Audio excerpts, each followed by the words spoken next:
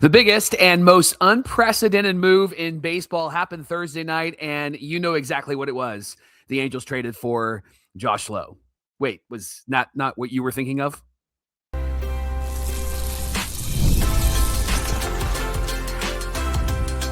You are Locked On Angels, your daily Los Angeles Angels podcast. Part of the Locked On Podcast Network, your team every day. Of course we know about Kyle Tucker, but this is Locked On Angels, and we talk about Angels news. Thanks for making Locked On Angels your first listen of the day, part of the Locked On Podcast Network, where it's your team every day, and the #1 sports podcast network in the country. And today's show is brought to you by FanDuel. The playoffs are here, and FanDuel is officially in playoff mode.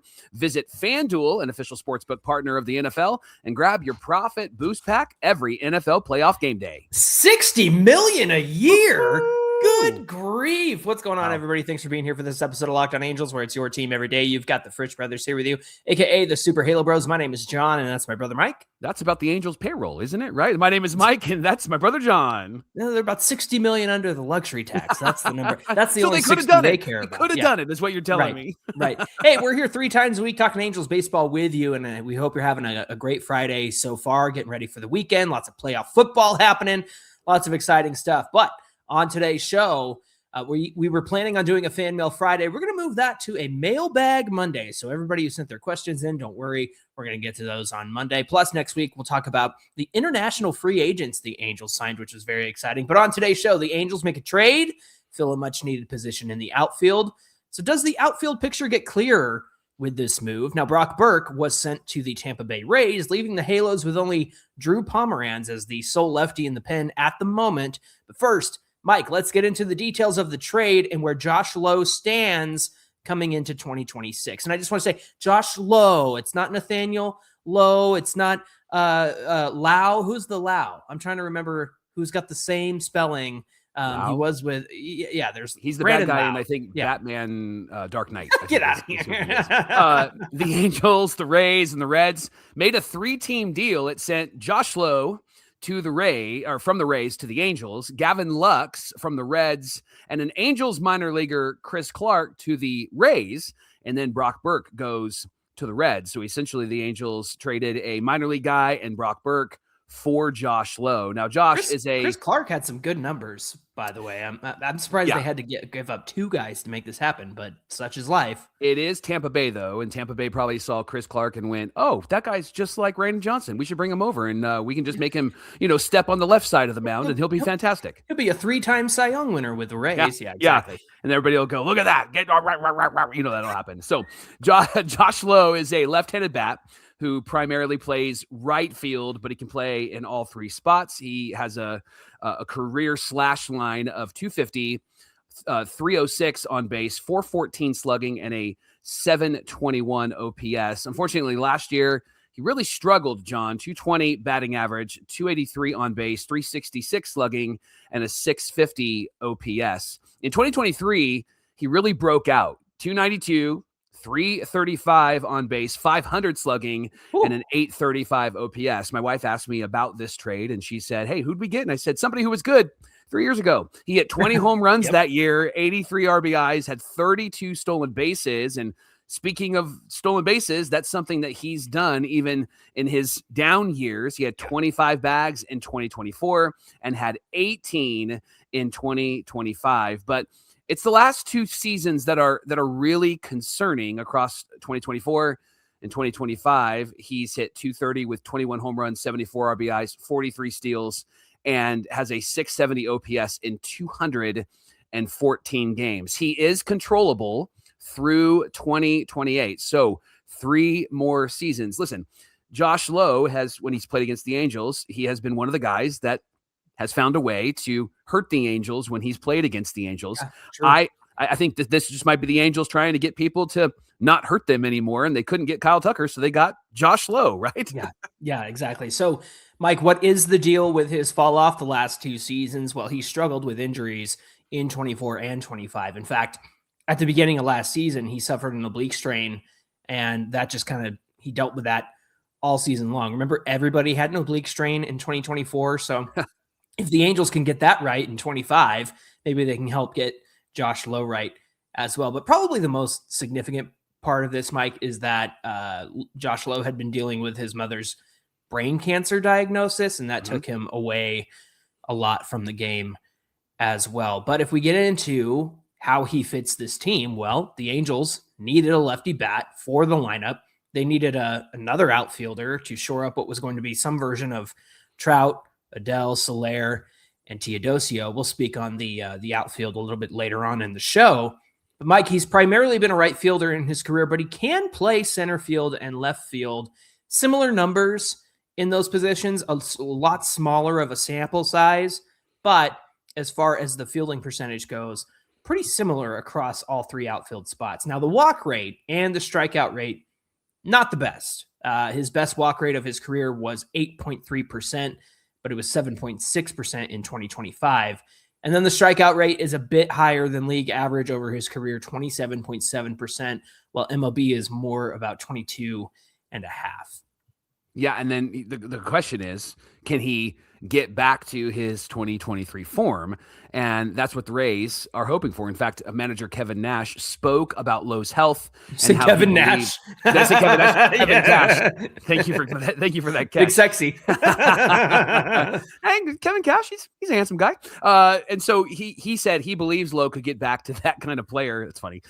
He mentioned that he was working hard to get back into shape and get back to the 2023 self. Unfortunately, Lowe did outperform some of his expected stats in 2023. His expected batting average was about 20 points lower than his real results. And while his expecting slugging was about 20 points lower as well, he still hit way above his expected numbers that would say that he would still be very good in essence is what it's. I mean, look, like if he was hitting 292, had a 500 slugging, I'll take a 270 average and a 480 slugging, right? Like that's still a significant improvement on this lineup. Now, you can see when you go into Baseball Savant, you can actually see how the injuries have affected him and impacted him at the plate.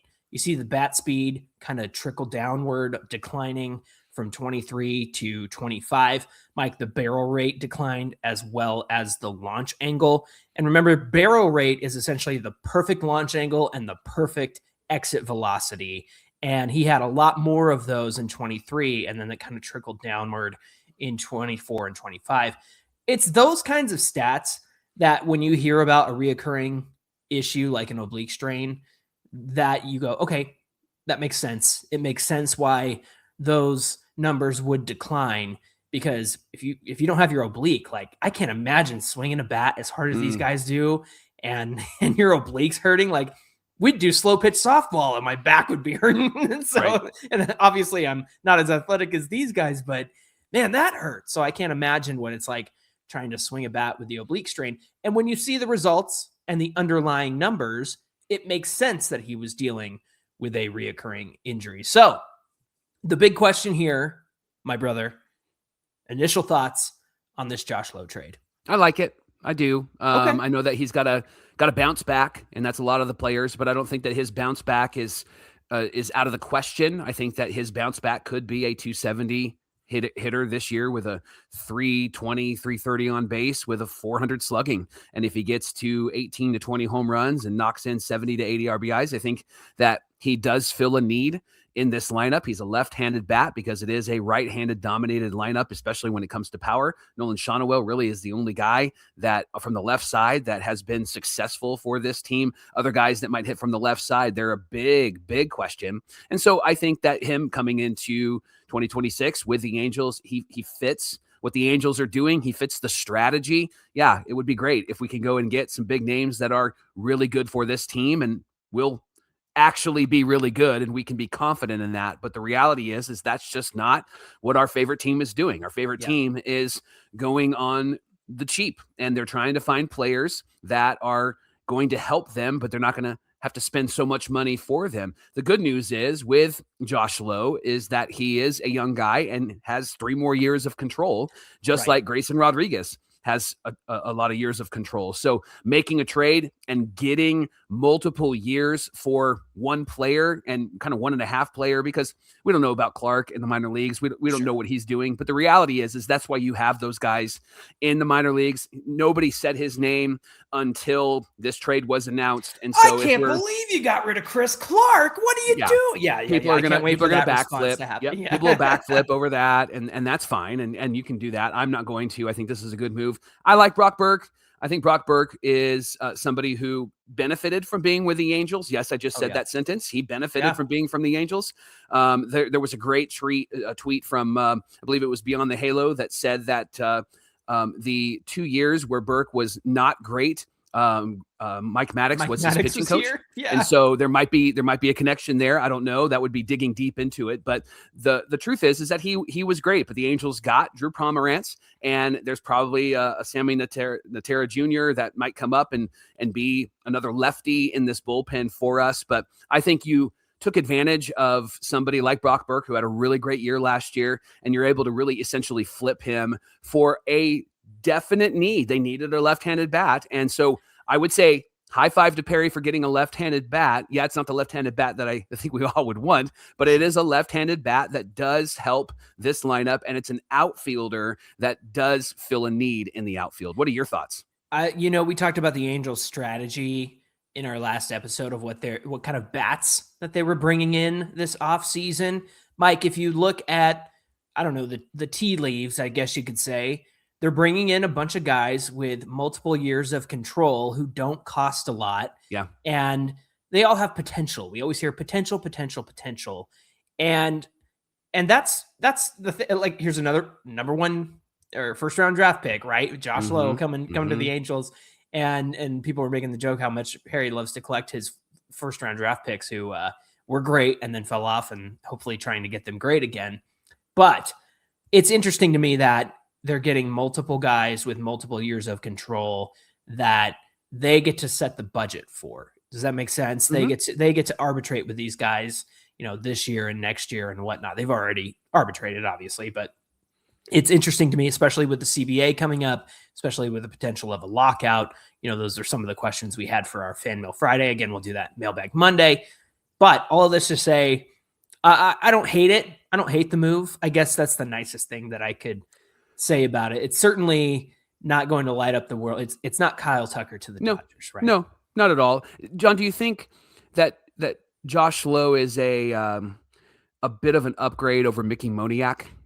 Oh, for sure. Yeah. I think that he's a much more consistent player. Absolutely. This is kind of what we have. We have an A- Mickey Moniak when Mickey Moniak might have been a B- or a high C, right? Like, and so the people who said, I can't believe you let him go and he went to Colorado, like, he didn't have the experience. I know he had a great year in Colorado. Outside of Colorado, he did not have a great year. No. This is a guy who has experience. He's had a really successful year 3 years ago and hasn't been terrible the last couple of years. Injuries, of course, have gotten in the way, but he is an upgrade over like a Mickey Moniak, and he is a left-handed bat, and he's got a lot of years of control. That's why I like it, and he's that left-handed bat that is so needed. But isn't it another in a string of like, boy, if he can just get healthy, and boy, if he can get back to 2023. It's like you said, he was good 3 years ago when you told your wife who he was. Yeah. And here's the thing, like, This is our favorite team. This is as good as it gets, right? This is what they're doing. Yeah. Now, that doesn't mean you can't demand for more.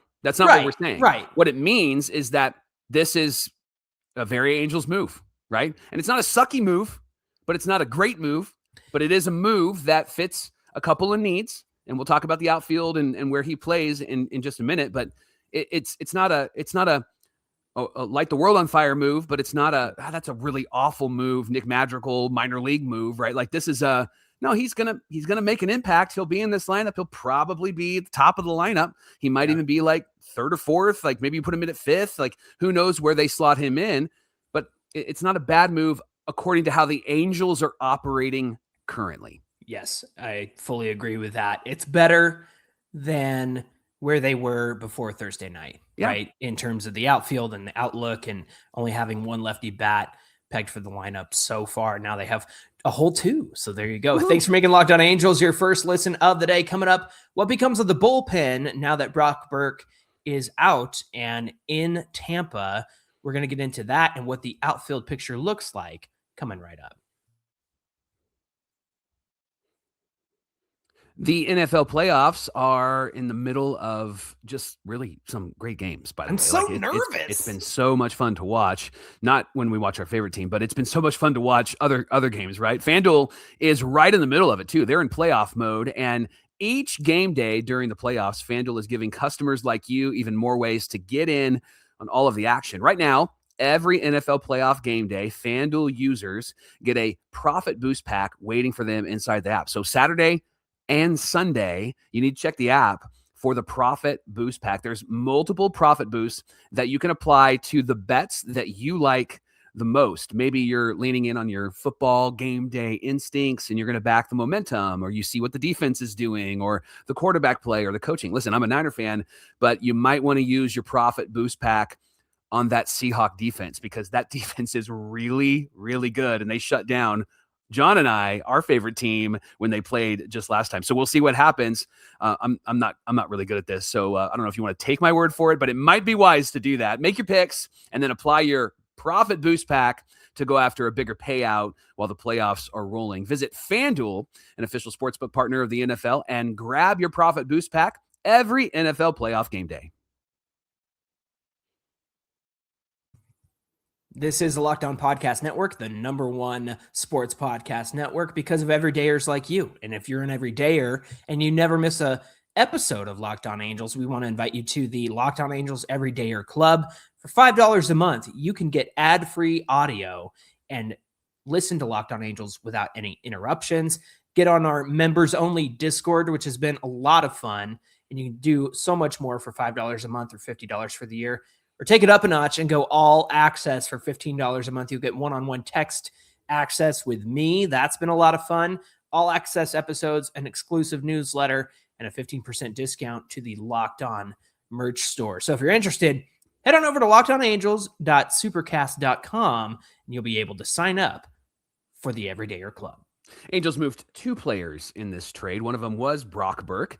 He was one of 2 lefties slated for the bullpen in 2026, along with a new signing, Drew Pomerantz, who had a great year last year. Now, Burke had been great with the Angels since coming over from the Texas Rangers in 2024. A 3.40 ERA over 90 games with the Halos, and a 1.26 ERA plus, and which means that he's 26% better than league average. Now, one of the funny things was that when we shared the news on Twitter and kind of expressed some skepticism about losing Brock Burke, and for the record, that's Johnny kind of leading the way there. There were Twitter users, Right Field Nosebleed said our line right back at us: relievers are volatile. Yeah, he got me with that one. I love that. So, Johnny, question for you: is this something that we need to remember in this moment after losing Brock Burke? I think so. I don't see any indication that Brock Burke was going to be worse than he's been. Maybe Sure. He wouldn't be as good as he's been. It does leave them without a lefty, and I think that's honestly my biggest concern. And it was a good lefty, Mike, who you just went to arbitration with. You settled all that. So I think maybe my trepidation about losing Burke had more to do with the fact that I'm like, oh, he's young, he's controllable, he's one of 2 lefties in the bullpen. He's been great with the Angels specifically. And I think that's what's significant here is that Burke got better with the Angels after coming over from Texas. I don't want to miss that. Now, Barry Enright is employed with the A's now. And so maybe the circumstances changed. Like you mentioned earlier that Beyond the Halo mentioned that Mike Maddox was the pitching coach when Burke struggled. So maybe there is something to that. But I will say that, yes, 100% agree. Relievers are volatile. I just think that it's so easy to say that, but how do you defend against that? And I think the way that you defend against that statement is, well, does this guy have a track record? And I think Burke has shown that he has a track record with the Angels. Could he have gotten worse and balloon up to a 4.5, 5 ERA next year? Maybe, right? Especially pitching in Great American Ballpark. That's going to be a little bit more difficult for him. I did text Jeff Carr of Locked on Reds and say, hey, you got a stud. I think Brock Burke is a stud. And so I'm happy for the Reds, and I'm happy for Brock too, because he'll certainly have chance at playoff contention with the Reds next season. So I think the way that you push back against that notion is, do they have a track record? But then really, there's only a few guys in the majors. Kenley Jansen being one of them. I think Aroldis Chapman being one of them. There's only a few guys that have a track record where you'd be like, yeah, we're signing in this guy and he might be, 40, 48, but we're going to throw him out there because he's still good. You know what I mean? Yeah. Craig Kimbrell's another one for a while. Yeah. He did fall off pretty hard there toward the end. So yeah, relievers are volatile. I fully agree with that statement. And Brock Burke is not on that level of those elite relievers who just have years and years behind them. So yeah, there's potential for him to be great and there's potential for him to not be great. So it really depends on what they do after this trade, doesn't it? Yeah, and really, you're giving up a guy who is probably going to be in there maybe 3 times for the week, and you got a guy who's going to be in your lineup every single day. Okay, and Artie Moreno, that's I see where you're coming from. How dare you? But the narrative is out there, like the Angels need offense, and so they did do that. And part of the Angels upgrading this team is they've had to trade some pieces that we love. But remember, this team hasn't won anything.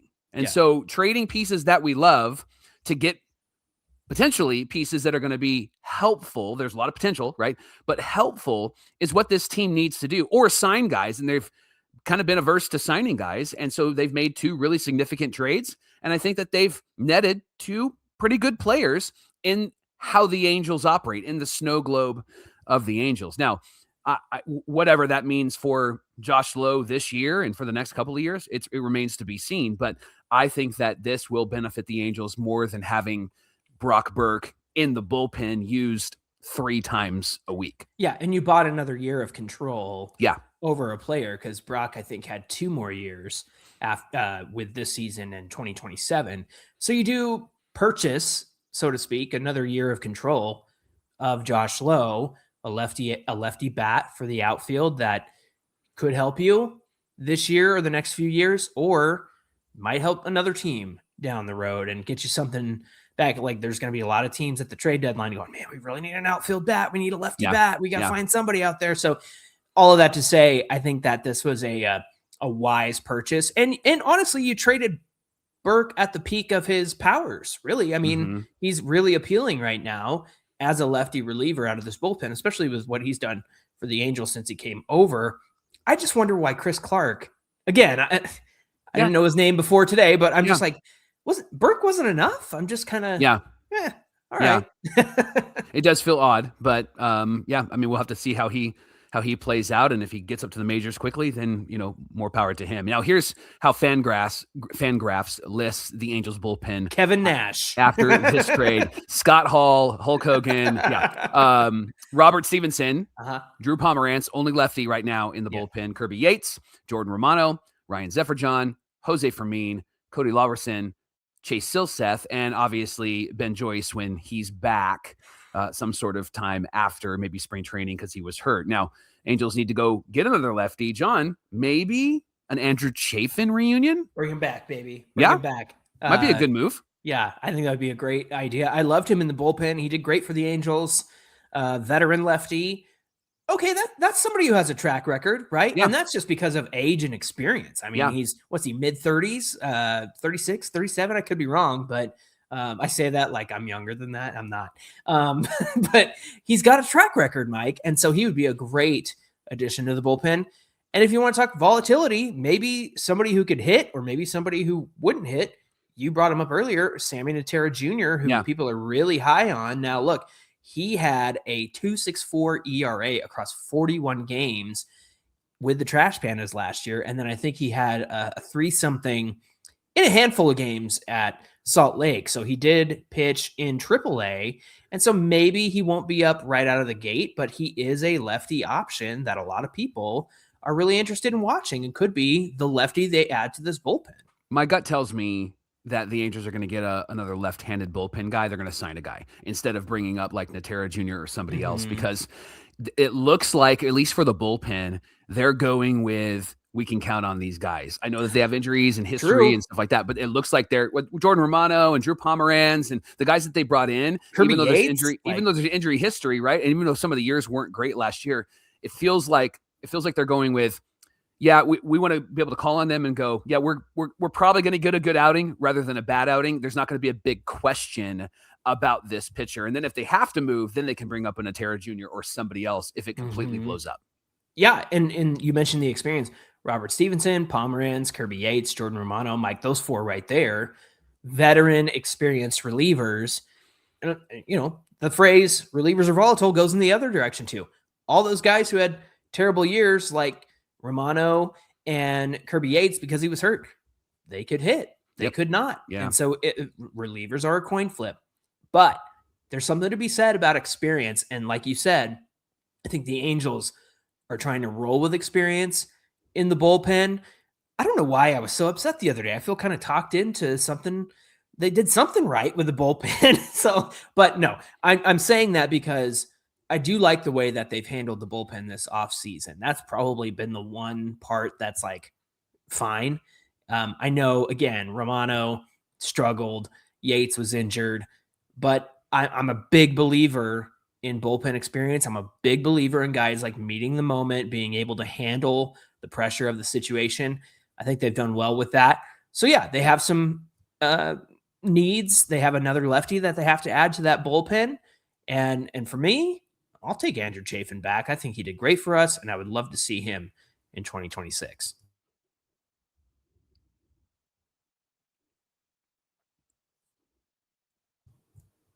Now that Josh Lowe is here and he's a halo, what does the outfield look like for 2026? John, I really feel like Joe Adell is going to be in center field. Let me tell you why. Because Josh Lowe has played more right and left field, and I think that they're going to put Josh Lowe in left field because of what they did last year with Trout and Soler in right field. I think they feel like right field is a safer outfield position than left field for Trout, for Soler, if they end up going with that lineup. I think Joe Adell goes back to center field, and I think they let him be their main center fielder. And I think Lowe might bounce around a bit and wherever Trout and Soler are comfortable. But because they put them in right field last year, what I've learned watching baseball for as long as we've watched baseball, and what I've learned from doing this show for as long as we've done this show, is that baseball trends always tell you what they're going to do next. And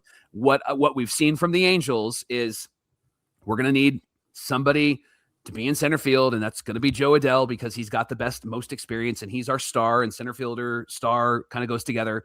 We've got Josh Lowe. He can be flexible, but we tried to have Trout and Soler in right field. That feels the safest for them right now. So I think at least at the start of the year, it's going to be Lowe in left, Adell in center, Trout in right, and Soler the designated hitter, unless there's a trade that's made and Soler gets traded and Alec Boehm from the Phillies comes here. Wouldn't that be great? But I'm dreaming now. But I think that's what the plan will probably be based on the trends that I see in baseball. See, I hate that because I know. Adell is obviously the best in right field. He's better. Yep. And well, no, he's better than he is in center field. He's a liability in center field, yeah. Mike. Oh yeah. And so I look at the way this team is shaping up.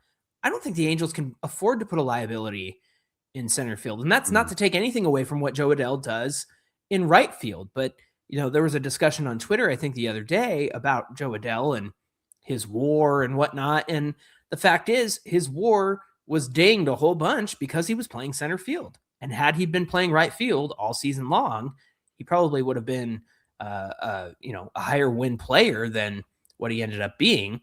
And so it's frustrating to me that, like you said, that the trends often show what the situation is going to be. But they're also talking about Trout, and Trout, he might want to play center field again. It's like, what are you talking about? Yeah. So in my ideal world, I'd love to see Soler and Trout in left. I'd also love to see Josh Lowe in left, obviously, but he can play some center field as well. And so maybe there's a world where he's the center fielder. He's got decent defense. It's not Teodosio, obviously, and that's another thing that you have to factor in here. But I'm afraid that you're right because they had Soler and Trout in right last year. It just doesn't make a lot of sense to me because when you look back over the years, you think about who was in right field when like for the most part, it was Cole Calhoun in right field. Mm-hmm. And then across the diamond in left is Justin Upton toward the end of his career and Josh Hamilton toward the end of his career. And then in between that, it was like Matt Joyce. Oh, remember how bad Matt Joyce was for the Angels that year. But all of that to say, it feels like it traditionally has been the most athletic guy other than center field in right. And then the, slower, older, veteran kind of guy in left field. And maybe that's what's framing my mindset here is just, I think about Soler, I think about Trout, and I think about how left field is. And Taylor Ward navigated it. Taylor Ward wasn't the most athletic guy either. So if maybe I'm pushing back on you. If there's any trend to be shown here, maybe it's that you put the John Frisch in left field, not in right field. You put the slow guy in left field, who's not the most athletic, not the most versatile, but can make plays. Now, I don't know if that's necessarily Josh Lowe. Maybe that is a case for him being in center field. I don't know yet. That's why I was surprised last year when they had Trout and Soler in right field, because my gut told me that left field was a bit more of an easier fielding position for those guys. Well, but maybe they don't see it that way. It was the same situation with Taylor Ward. Taylor Ward played a much better left field than he did right field. So it just made sense to keep him over there. And now the same situation can be said about Joe Adell.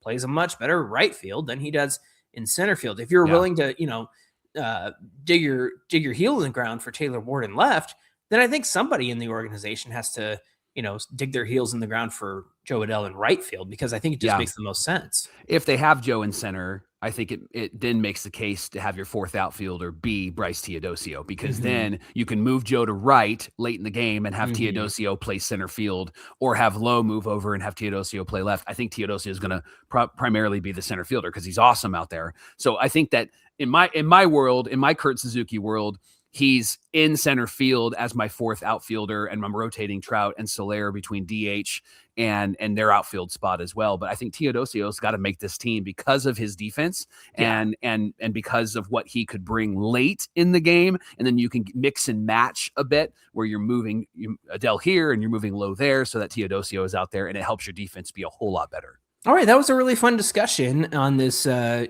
of late breaking trade on Thursday night. Now, can we get a fifth starter, for crying out loud? It's time to pivot and get that fifth starter. Thanks for making Locked On Angels your first listen of the day. Enjoy the Everydayer Club and get Locked On Angels with no interruptions, members-only Discord access, and so much more. You can get that for $5 a month, or go all access for $15 a month, and you're going to get one-on-one text access with John, all access episodes, an exclusive newsletter, and a whole lot more. Visit lockedonangels.supercast.com or click the link in the show notes. Hey, be sure you give us a follow on Twitter for all the latest and greatest breaking news at Locked On Angels, at Super Halo Bros on Twitter, Instagram, and TikTok. Mike, when we come back on Monday, what do we got on deck? It's our Mailbag Monday, and so we're going to take what we're going to talk about today, and we move that to Monday, so your questions have not been lost. We have them. We're going to discuss that on Monday on Locked On Angels. Maybe it got lost in the mail. That's my Newman impression. All right, friends, we hope you have a great weekend. I'm nervous because that little girl who picked all the wrong playoff teams last weekend, and they all lost that viral video. She picked the 49ers this weekend. So great. Maybe she's volatile. Maybe her luck will change things. Maybe she's got to be a reliever. Yeah, exactly. All right, friends. We hope you have a great weekend. Enjoy playoff football. And we will, I almost forgot. My name is John, and that's my brother Mike. And my name is Mike, and that's my brother John. I'm all thrown off, Mike. All right, don't stop doing trades right before we record a show. All right, friends, have a great weekend, and we'll see you back here on Monday. It was your Newman that threw you off. Newman!